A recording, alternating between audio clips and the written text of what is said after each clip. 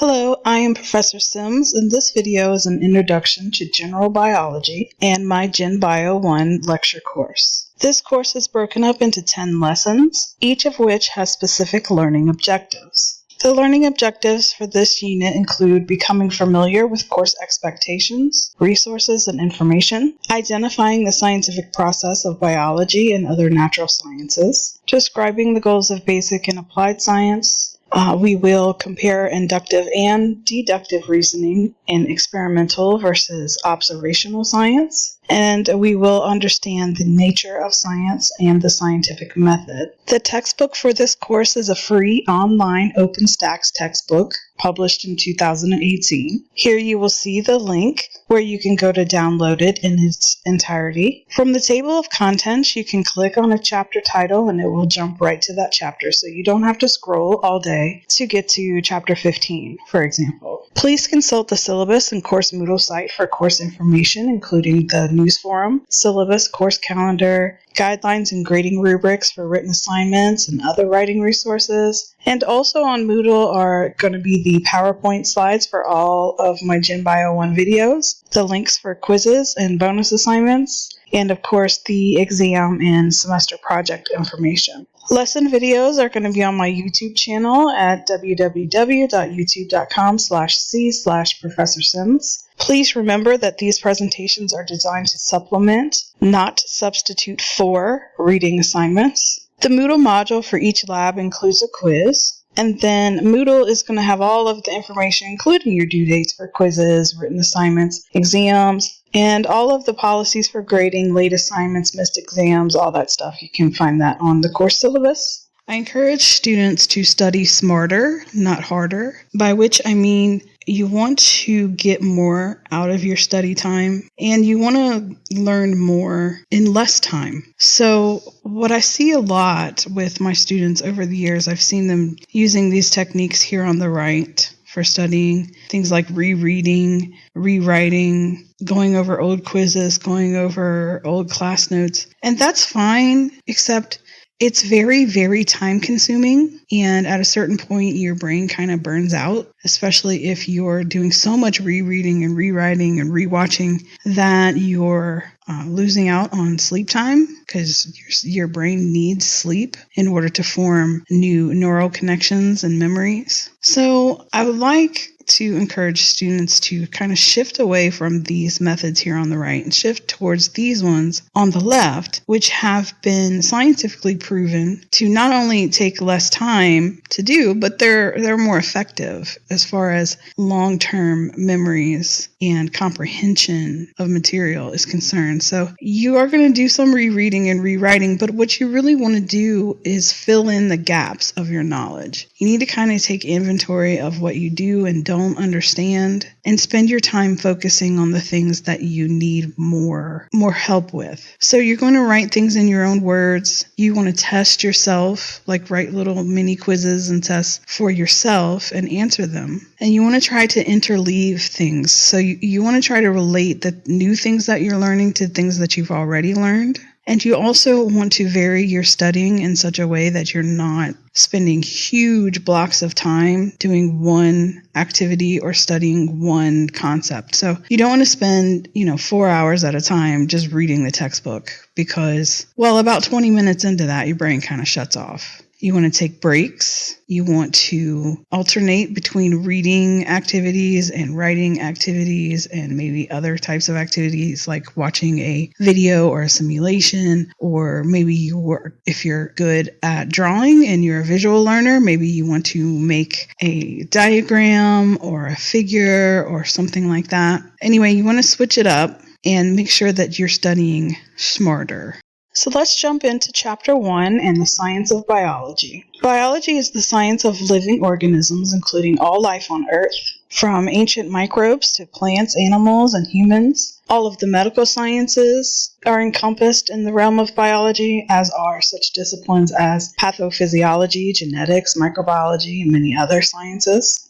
And a wonderful discipline of science studies life in great detail. It is called biology. The word bio means living, and logi means study. So biology means the study of living things. Simply put, Anything which interacts with its environment, use energy, and reproduce are known as living things. For example, we humans eat food to get energy, feel and respond to our environment, and reproduce to make more of ourselves. Many other living things like insects, birds, and animals have the same properties like us, so they are all living organisms. Now the question arises, how many types of living things are there? And how are they different from us? Biology is a field which answers these questions and many more questions related to living things. What is biology?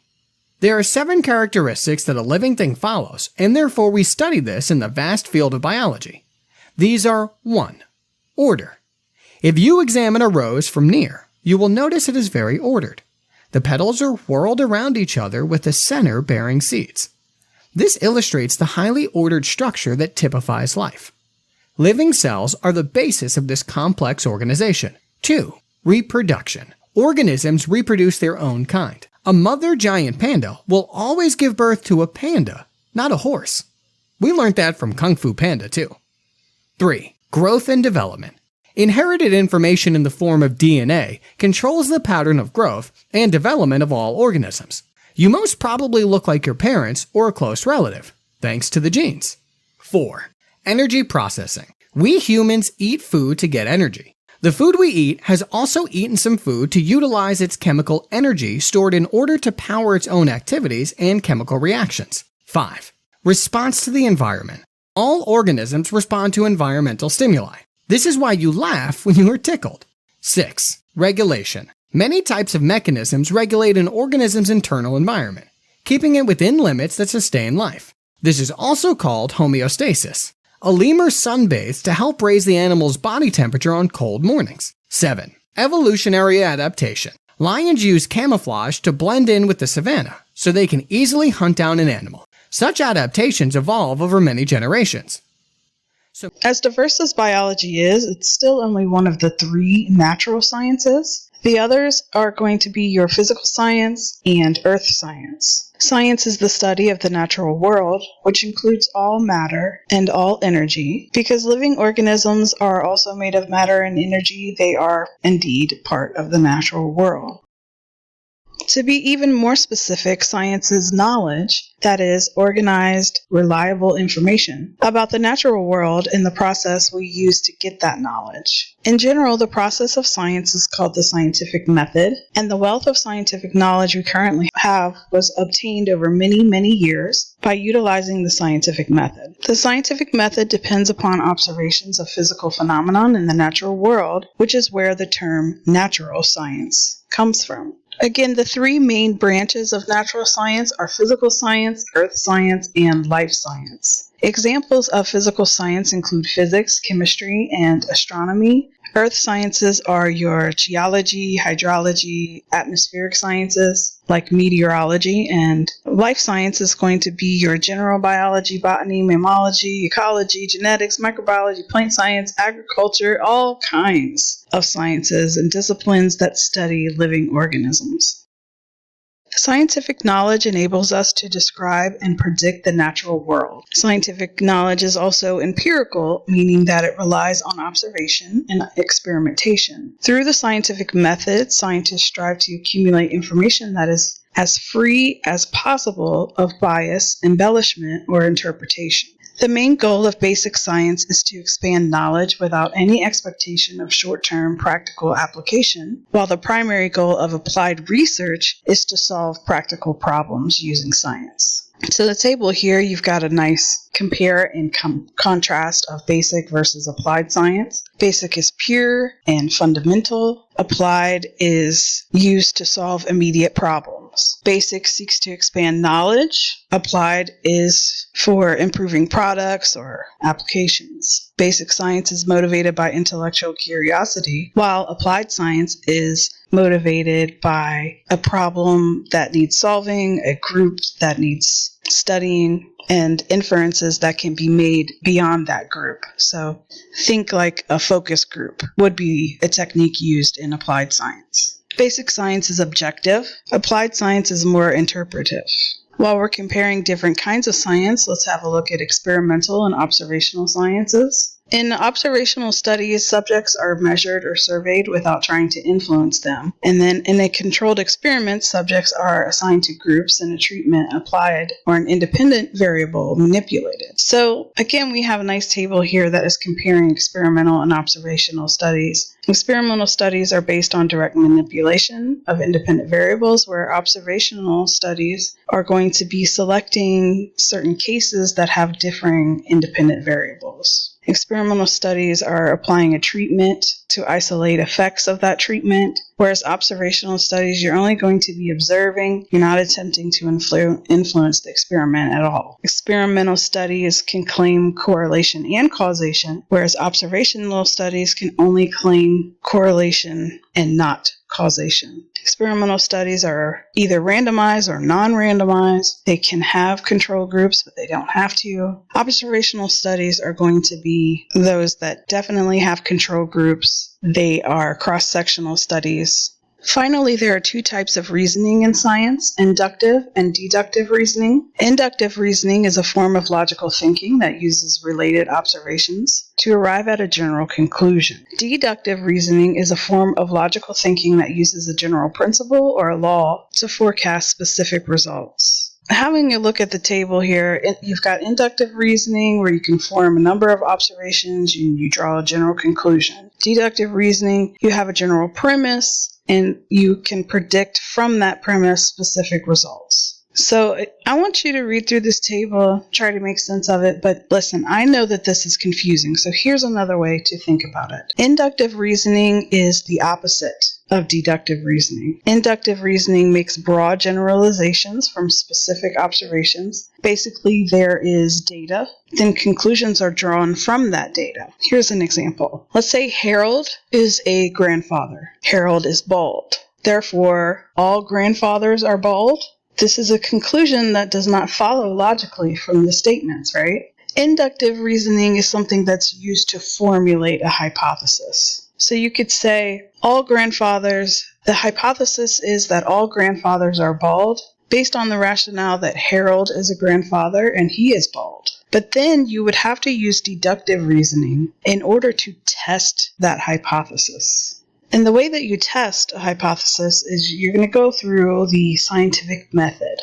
The scientific method happens in clearly defined steps. First is the observation of an unexplained natural phenomenon, a new discovery, or a question about how or why something is the way it is or how it works. Next is the hypothesis. This is the deductive reasoning step. A hypothesis is a formulated, educated guess regarding the question or the observation that you made. But even more so, it is a predicted outcome based on logical rationale and perhaps research on the topic or the subject at hand. The hypothesis must be consistent with known facts and it must be testable. Experiments are designed to support or reject the formulated hypothesis. This is what makes science a verb and not a noun, because science is a collection of experimental data and the active inquiry that led to scientific knowledge. Once obtained, data, evidence, conclusions, all of that must be analyzed in order to eliminate bias and errors, and in order to ensure accuracy and comprehension.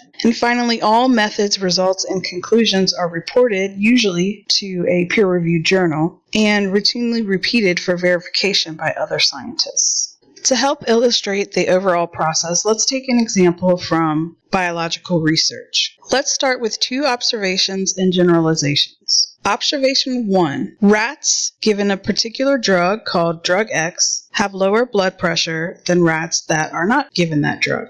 Observation 2. Independently, researchers in Canada showed that drug X lowers blood pressure in dogs and cats. We could, with inductive reasoning, generalize that drug X lowers blood pressure in all mammals. But we don't know that. So, we will ask the question, does drug X lower blood pressure in all mammals? Next, we will formulate the hypothesis we want to test, which is drug X would be safe and effective treatment for high blood pressure in humans using the rationale that it's been shown to lower blood pressure in rats, dogs, and cats. Okay. Next, we're going to have to make testable predictions based on the hypothesis and then test them. For example, if drug X is a safe and effective treatment for high blood pressure in humans, then 10 milligrams per day of drug X will lower blood pressure in people with high blood pressure within, let's say, 1 month.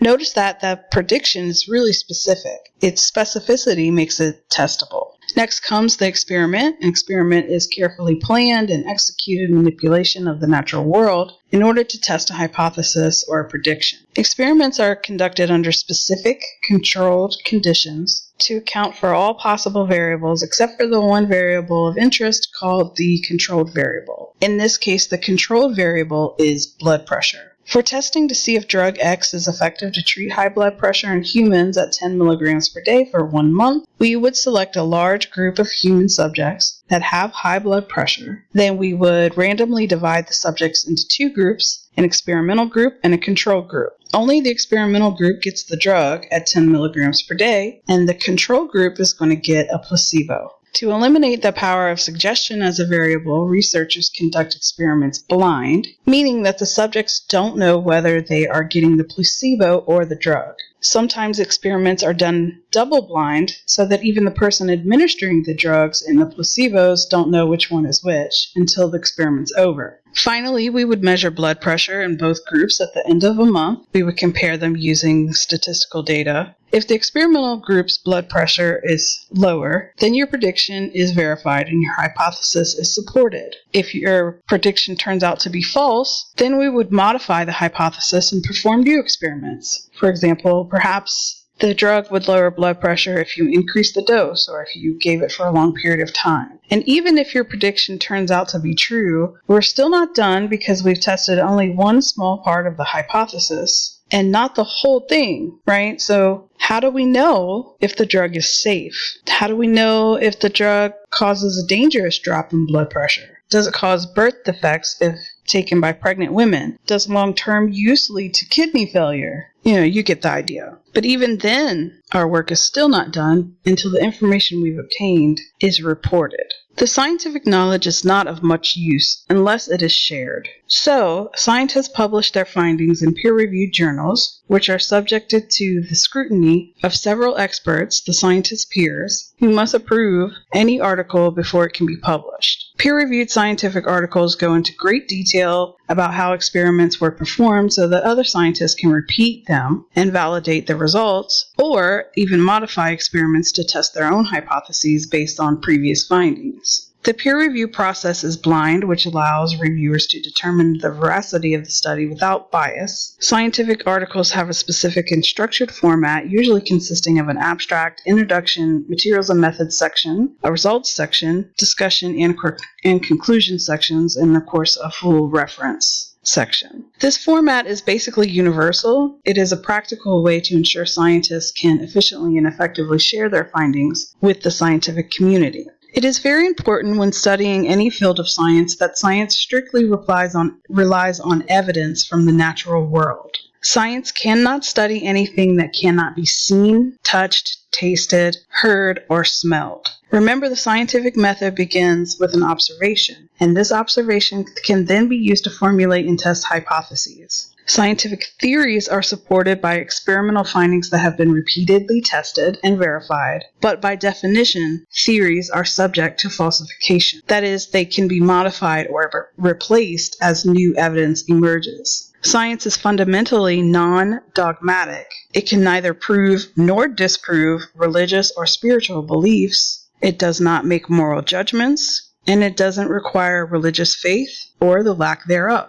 Many people associate science with certainty, whereas in reality, scientists are constantly dealing with uncertainty. That is why we find scientists who don't agree or who change their minds. In reality, building and testing hypotheses is slow, messy work, and it requires scientists constantly question and verify each other. And scientific theories are not what we colloquially describe as theories. They're not guesses. They are observations and hypotheses that have been experimentally tested over and over. They have been independently verified by many scientists over many years. such that they are backed with a preponderance of evidence to support them. So a scientific theory is the highest status that any hypothesis can achieve.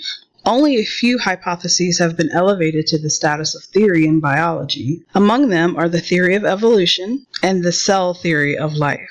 Scientific theories often encompass scientific laws. For example, the theory of thermodynamics, whose key concept is that heat is formed from energy corresponding to a definite amount of mechanical work, encompasses laws regarding thermal equilibrium, conservation of energy, and entropy. Another example is the theory of general relativity, which essentially explains that gravity, as an invisible force, attracts objects to one another, is a curving or warping of space, and that the more massive an object is, the more it warps the space around them. Gravity is made up of several laws of physics, including the laws of attraction and universal gravitation. So finally, one more table to compare and contrast terminology here. You have scientific laws versus scientific theories. So scientific laws are observations of similar events, and the observations have been made repeatedly, usually by independent sources. If you have observations that don't agree with each other, they don't follow a law, then the law is going to be rejected. A law says that something is going to happen, and it's usually based on a single hypothesis that has been well supported. A theory is based on repeated observations and scientific investigations, and again, it's falsifiable, so if new information is gathered that doesn't support the theory, then the theory can be rejected or modified. As opposed to a law that tells you what will happen, a theory attempts to explain why something happens. And a theory is based on many different, well-supported hypotheses. The term scientific theory covers a broad swath. Some theories are new ideas with little experimental evidence that scientists eye with suspicion or even ridicule. Other theories, like those involving the Big Bang, evolution, and climate change, have endured years of experimental confirmation before earning acceptance by the majority of the scientific community. You would need to learn more about a specific explanation before you'd know how well scientists perceive it. The word theory alone doesn't tell you. In full disclosure, the scientific community has bet on the wrong horse before. Alchemy, the geocentric model, spontaneous generation, and the interstellar ether are just a few of many theories discarded in favor of better ones. But even incorrect theories had their value. Discredited alchemy was the birthplace of modern chemistry, and medicine made great strides long before we understood the roles of bacteria and viruses. That said, better theories often lead to exciting new discoveries that were unimaginable under the old way of thinking. Nor should we assume all of our current scientific theories will stand the test of time. A single unexpected result is enough to challenge the status quo. However, vulnerability to some potentially better explanation doesn't weaken a current scientific theory. Instead, it shields science from becoming unchallenged dogma. Thank you guys for watching. Don't forget to do the reading. Please check the description below for more videos related to these topics and leave your questions for me in the comments section.